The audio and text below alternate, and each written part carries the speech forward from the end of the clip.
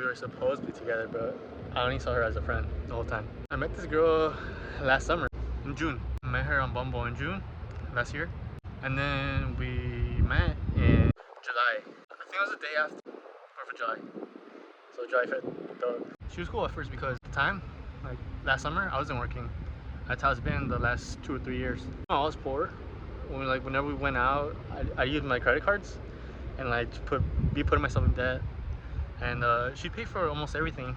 Like she paid for a lot. She was mostly all talk, and I didn't really like that. So I remember this one time we were outside her house in her car, dead ass like across the street. Okay, so we were there probably for like 2 or 3 hours, just like talking.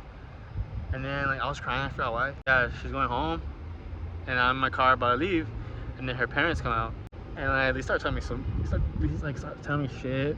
I don't exactly remember what they said, but it was along the lines of, you want her so bad, she can go with you, we're not gonna let her in anymore, some type of shit like that. I almost forgot though. She texted me when I was leaving. She was like, "Oh, was just so scared. They were threatening to kick me out. I would have chosen you over them. All that stupid shit." I'm like, shut the fuck up, dude, because I knew it wasn't true. And she even told them, she was like, "Oh, we're outside, right here in the front. I don't know why they're so mad." And she told her parents that I was having a mental breakdown because I was crying. I'm like, at the time, I should have said something. I don't know, I didn't. Okay, so that was the second time they came out, like, to confront me about dropping her off late. So the first time, it was Halloween. We were in Hollywood, getting drunk and shit. I dropped her off late, but she kept on refusing. She's like, "Oh no, let's not go home yet," all this shit. But I'm pretty stupid because I was like, "Oh, let's go home. I'm gonna drop you off." She's like, "Nah." And I'm like, "Alright then." I was like, "You're gonna get in trouble." She's like, "I don't care," and all this shit. And dude, I'm so down. We should just went. Drop her off like at 1 or 2 in the morning. I forgot.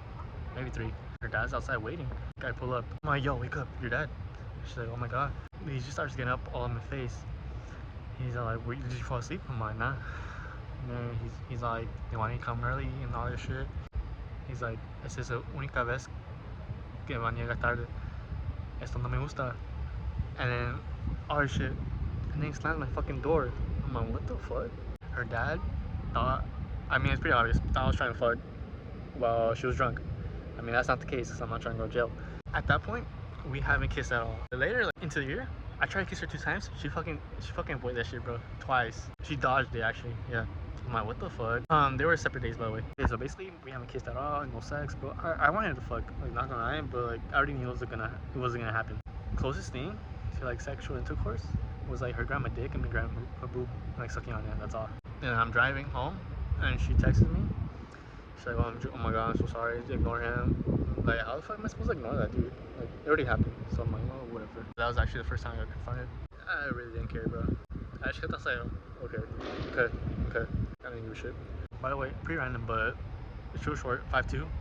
Dude, I liked her curly hair. That was the best feature about her. I really like that. She always made me feel like the bad guy because I was like, "Oh, have you ever been in love?"